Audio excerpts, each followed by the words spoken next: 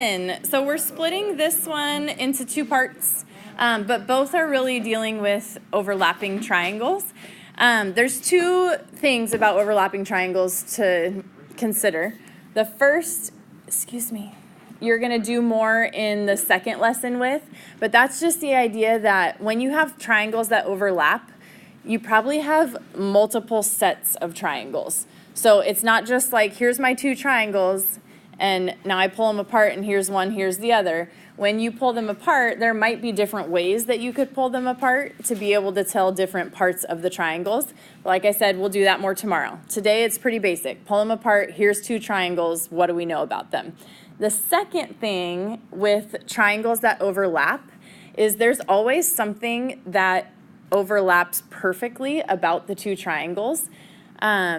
Any guesses what property will show up a lot with overlapping triangles if something is identical on the two triangles? Reflexive, okay? So that's the beauty of this section, is look for reflexive because it is there, okay? And usually some of the time it's the only thing you really have to prove. Everything else is there for you. So first thing we're going to do is we're just going to look at a couple overlapping triangles, because the best practice for this stuff is to redraw the two triangles and find what is reflexive. So I'm going to draw you a couple triangles. This is going to be triangle WXZ that we're looking at, and triangle XWY, and we're going to see what is the common side or the common angle in this picture.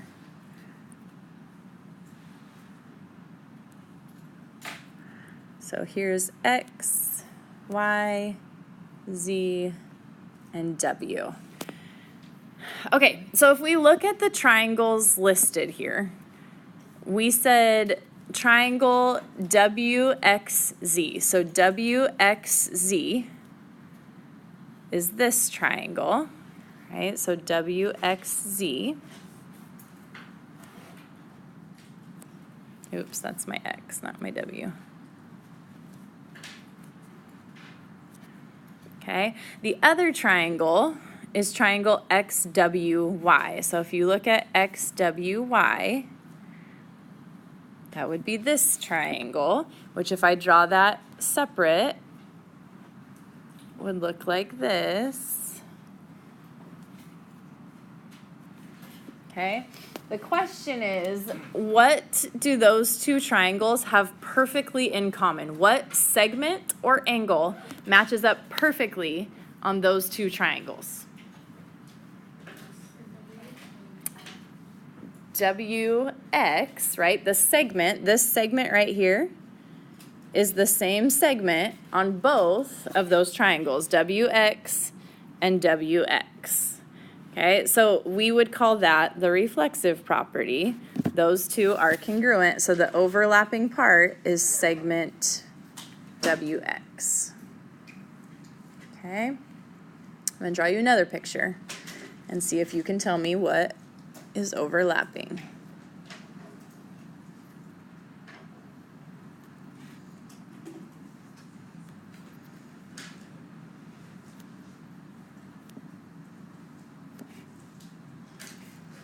Are you trying to figure out how to draw it?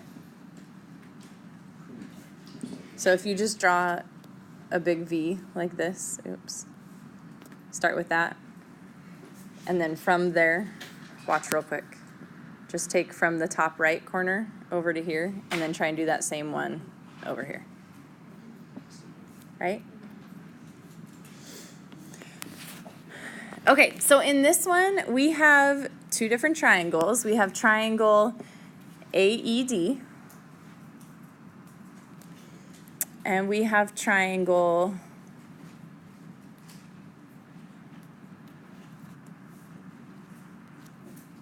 so AED and CEF are our two triangles. So triangle AED would be this guy here,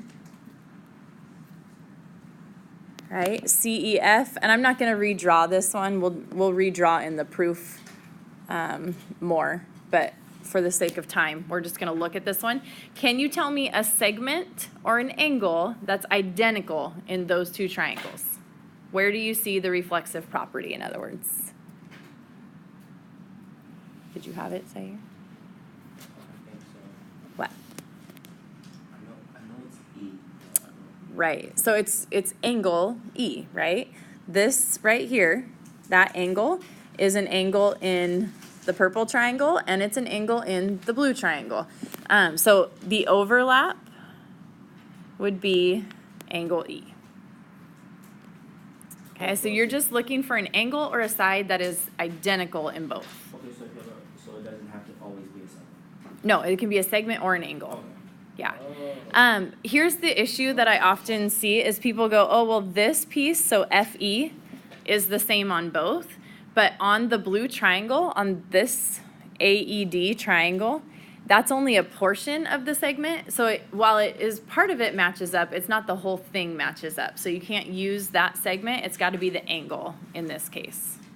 Okay? Okay, we're going to do 2 proofs, and then we're done. I love proofs too.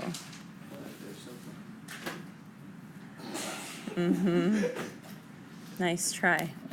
All right, here it is. Given that RT is congruent to US, an angle URS, an angle TSR are right angles.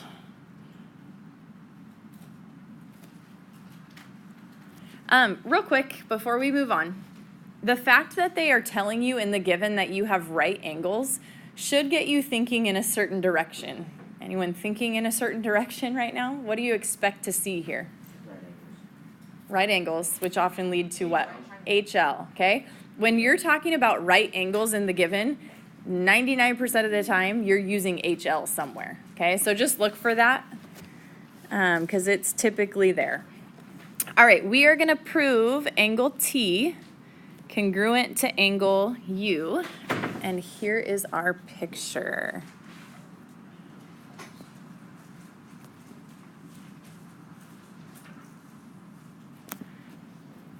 So this is R, S, T, and U. Okay, here's the deal. With overlapping triangles, you need to redraw them, okay? You have to draw them separated so that you're able to mark things up where they need to be marked up. On the test, that is a non-negotiable. I give you a box, and I say separate and redraw them, okay? If you don't do that, you lose points on your test. So make sure, even if you end up not doing it in the homework, it has to happen on the test, okay? Now you know. You have overlapping triangle proof on your test. Something to look forward to. All right, so the first thing we're going to do here is we're going to separate and redraw them. So our first one we're going to redraw is this triangle. Triangle RUS. Okay, the second triangle that we're going to draw is this triangle, which is R, S, and T.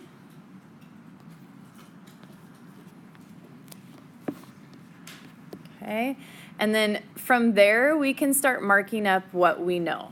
So the first thing that it says is RT congruent to US. So if you mark that, RT congruent to US.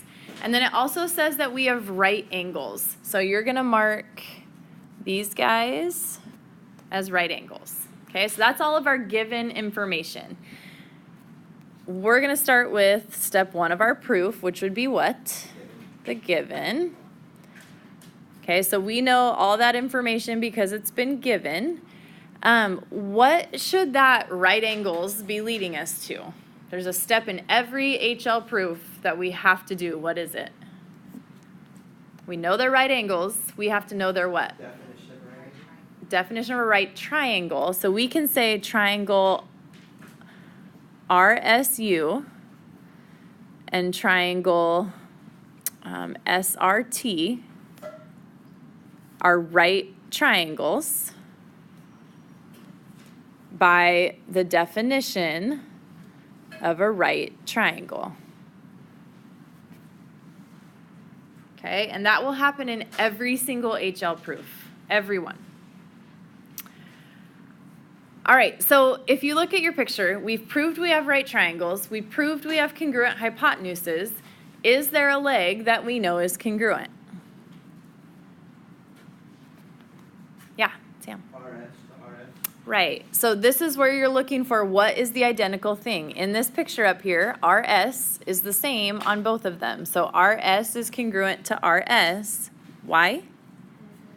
The reflexive property. And like I said, reflexive is going to show up every time in overlapping triangles, okay? At least in today's overlapping triangles. So that's reflexive. And now if you look at your markings, we can say triangle, we'll say URS is congruent to triangle TSR. Why?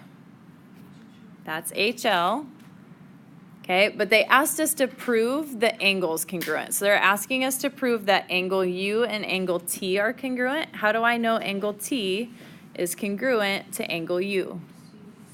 That's CPCTC. So just keep in mind that order. You always have to do triangle congruence first, SSS, SAS, ASA, AAS, HL. And then the next step can be CPCTC, but you cannot have CPCTC before you have triangles congruent, okay?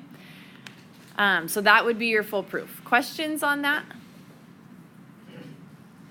Okay, last one. Yes, sir. Yes, overlapping triangles is on the test. What? Is the proof going to be on the test? There's a proof, not this proof. Oh, there's only But- one proof on the test. No, there's multiple proofs on the test. But overlapping triangles, there's one. That's a big deal. No. Don't you give us the left side of the proof? I do. You're so kind. Why, thank you. Okay, given angle ZXW is congruent to angle YWX, and angle ZWX is congruent to angle YXW, we are going to prove ZW is congruent to YX. Okay, before I even draw a picture, can SSS, SAS, ASA, AAS, and HL be your last step of your proof? No, Why not? you're not looking at the triangle search for an angle. Right, we're not proving triangles congruent, we're proving parts of triangles congruent. So you're not going to end at SSS, SAS, whatever of those, okay? All right, here's your picture.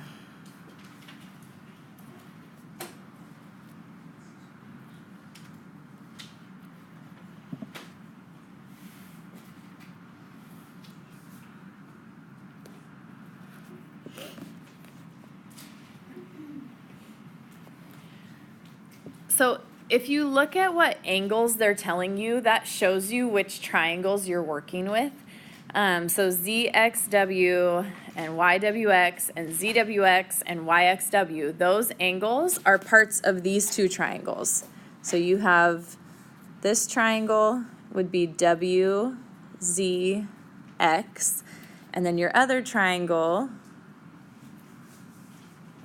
would be WX and Y. So we're going to just start marking what we know. So ZXW is this angle here. That's congruent to YWX. And then they also tell us ZWX is congruent to YXW. We're trying to prove that ZW and YX are congruent, but we don't know that yet. How do we get there? What's step one? The given. Please don't get that wrong. I want to cry by test time, and if that's wrong. For the test. For the test. Okay, what else do we know about those two triangles? They are overlapping triangles. What do you always look for in overlapping? Reflexive. Do you see something that's reflexive here? What is it? WX. We can say WX is congruent to WX.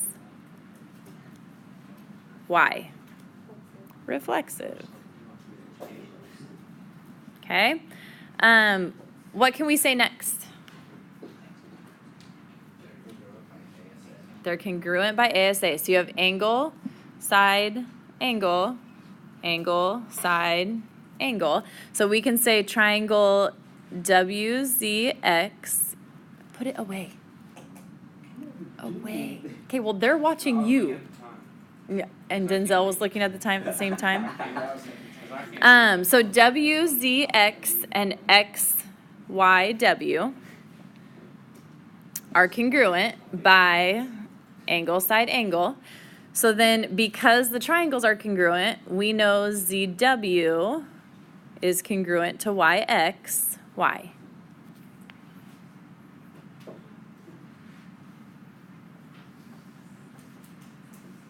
CPCTC. Okay, so as long as the triangles are congruent, everything about them is congruent. So we can say CPCTC. Just keep in mind this order, right? You can't have CPCTC first and then the triangle congruence. Make sure you're going in the right order there. Questions on that?